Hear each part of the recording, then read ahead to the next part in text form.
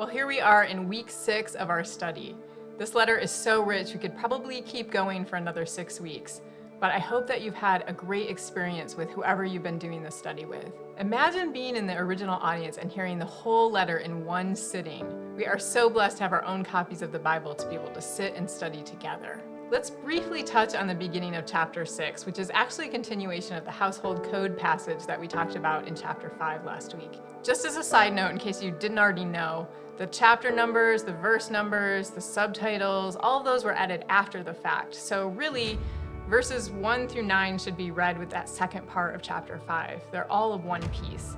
First, we get instructions for children to obey their parents and for fathers not to exasperate their children. The running theme in this whole household code passage continues to be that people who were considered without power or rights at the time, women, slaves, children, are being granted respect and care. This is not normal.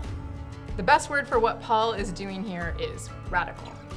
But the parts that sound radical to us now are the wrong parts. This is why it's so important to learn about the cultural context. One of the burning questions that usually comes from this part of the passage is, since there are instructions for slaves obeying masters, does this mean that the Bible condones or supports slavery? Could I skip over this part? No, sorry. Oh, okay. We got this.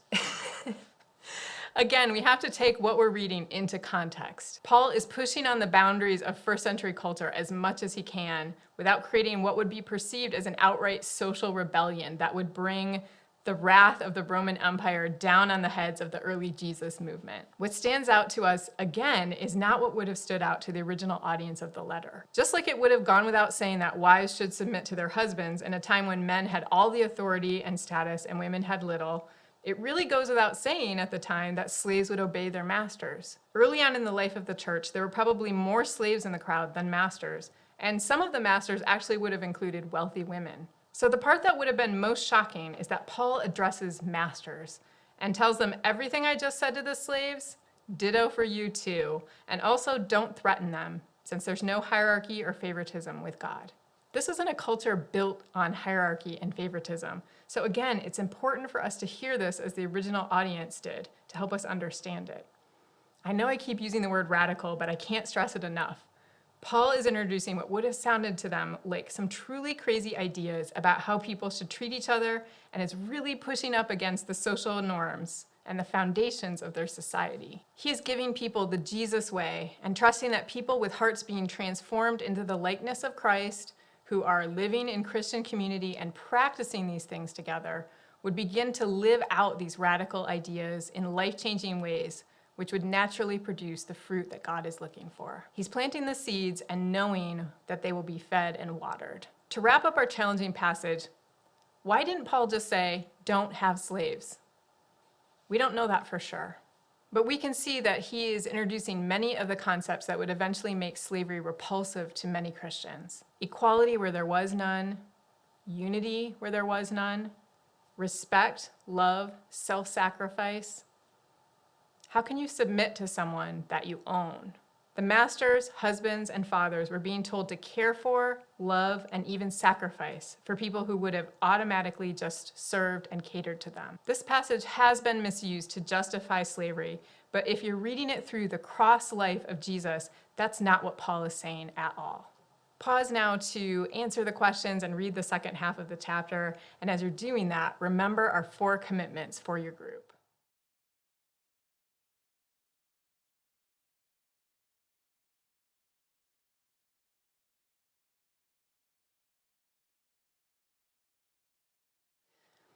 So let's talk about the armor of God. In the time we live in now, it's very important and even critical for us to constantly remember what Paul says in verse 12 about who our battle is against. He says it's not flesh and blood, it's not people, but against the powers and principalities and spiritual forces. In a season of great political and social division, we are often told who our enemies are. It's usually a group of people who have the opposite ideology from ours, the opposite political party, sometimes in even extreme cases, an entire ethnicity or religion.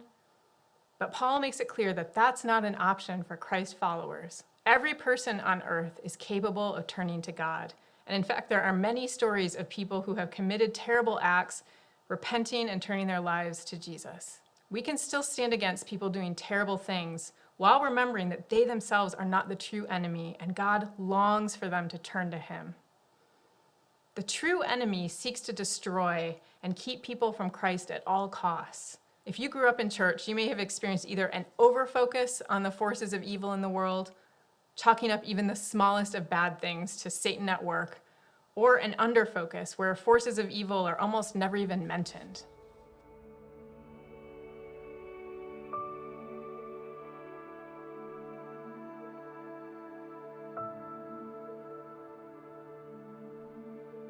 So Paul is giving us a fantastic approach here. He's saying, recognize who your enemy is, and then here's everything we need to fight that enemy.